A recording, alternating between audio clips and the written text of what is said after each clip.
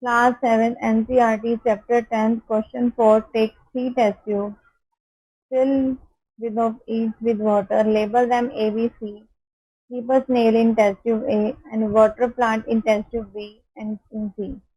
Keep snail and both plants. Which test tube would have the highest concentration of CO2?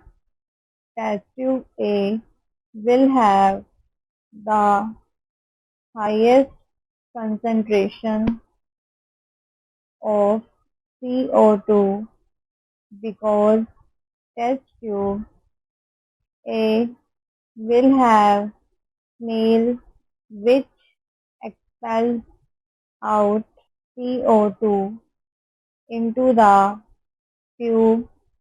In tube C, there is a plant which will inhale CO2 to decrease CO2 concentration in the tube C.